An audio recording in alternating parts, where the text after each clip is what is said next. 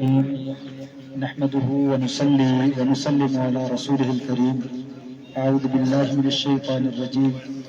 يريدون ليطفئوا نور الله بأفواههم والله متم نوره ولو كره الكافرون. نور خدا ہے کفر کی حرکت پہ خندہ زن، پھونکوں سے یہ چراغ بجھایا نہ جائے گا. حضرات، آج کا یہ عظیم الشان احتجاجی مظاہرہ کفر کے ایوانوں میں لرزہ بپا کر دینے کے لیے کافی ہے انشاءاللہ. حضرات، یہ انگریزوں کی دوگلی پالیسی ہے، منافقت ہے، بے ایمانی ہے، فراڈ ہے.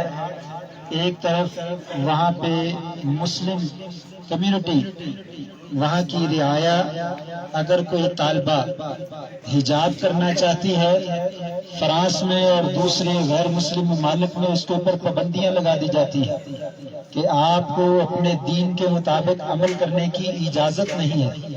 اور دوسری طرف قرآن مجید کی بے حرمتی کرنے کی گورنمنٹ کی سرپرستی میں اجازت دے کر اس کو آزادی کا نام دیا جاتا ہے اور حریت کا نام دیا جاتا ہے کہ ہر بندہ اپنے کام میں آزاد ہے.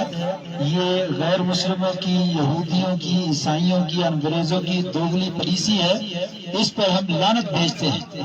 اگر وہ انسان ہیں اور بندے کے پتر ہیں تو سامنے آئیں اور آ کر جو ہے وہ آزادی سب کو دیں.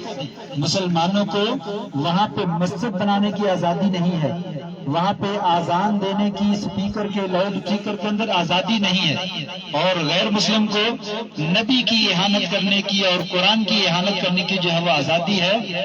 اس آزادی کے اوپر ہم لعنت بھیجتے ہیں. دوسری بات، احباب گرامی، آپ کا یہ نکلنا جہاں پہ کفر کے ایوانوں میں لرزہ بپا کر دینے کے لیے کافی ہے، وہاں پہ اللہ تبارک و تعالیٰ کے ہاں سرخرو ہونے کے لیے بھی بہت ضروری ہے. اللہ بھی ہمارا امتحان لینا چاہتے ہیں کہ آپ میرے دین کے لیے باہر نکلتے ہو، آپ مسلمان ہو تو اسلام کا درد دل آپ کے دل میں موجود ہے. انشاءاللہ یہ ہماری گواہی ریکارڈ کی جا رہی ہے دنیا میں بھی اور آسمانوں میں بھی کہ یہ میرے بندے ہیں اور میرے دین کے لیے نکلے ہیں. یا اللہ، جتنی ہم میں ہمت ہے، جہاں تک ہماری آواز جا رہی ہے، اللہ تیرے قرآن کی بلندی کے لیے ہم آواز پہنچا رہے ہیں. یا اللہ، تیرا قرآن بھی بلند ہے، تو بھی بلند ہے، اور تیرے نام لینے والے بھی بلند ہیں، اور یہ ذلیل مٹ جائیں گے اور ان کا نام و نشان جو ہے وہ باقی نہیں رہے گا. ان کو ہم دعوت فکر دیتے ہیں، واپس پلٹیں اور انسانیت کا احترام کریں، ادیان کا احترام کریں، تمام مقدسات کا جو ہے وہ احترام کریں جیسے ہم ان کا احترام کرتے ہیں. ابو صاحب نے بڑی خوبصورت بات کی ہے. ہم نے کبھی تورات کی پامالی نہیں کی، ہم نے کبھی انجیل کی پامالی نہیں کی، بلکہ میں نے تو جمعہ خطبہ میں ذکر کیا ہے، لوگوں قرآن پڑھو، آپ کو پتہ چلے کہ قرآن کی تعلیمات کیا ہے. وَلَا تَسُبُّوا الَّذِينَ يَدْعُونَ مِن دُونِ اللَّهِ فَيَسُبُّوا اللَّهَ عَدْوًا بِغَيْرِ عِلْمٍ. ہمارا تو قرآن یہ کہتا ہے جو غیر مسلم ہیں ان کو گالی نہ دو، جو غیر اللہ کو پکارتے ہیں ان کو گالی نہ دو. اگر تم ان کو گالی دو گے تو وہ تمہارے رب کو گالی دیں گے، لہٰذا تم ان کو گالی نہ دو. ہم تو کسی کو گالی نہیں دیتے. اگر کسی بادشاہ کا نام بڑا مقدس ہے، کسی ملک کا جھنڈا بڑا مقدس ہے، کسی ملک کا پاسپورٹ بڑا مقدس ہے، تو قرآن مجید تو سارے مذاہب کے ہاں بڑی ہی مقدس کتاب ہے، بڑی محترم کتاب ہے. آپ اس کی عزت کا لحاظ نہیں رکھ سکتے تو کم از کم اس کی پامالی تو نہ کیجیے. میں تمام مسلمانوں سے، اپنے تمام بھائیوں سے، جیسا کہ پہلے بھی کہا گیا، گزارش کروں گا، آپ اپنی زبان سے، اپنی تحریر سے، اپنے عمل سے، اپنے کردار سے جیسے جیسے بھی احتجاج ریکارڈ کر سکتے ہیں وہ احتجاج ریکارڈ کروائیے اور ان کی مصنوعات کا بائیکاٹ کیجیے.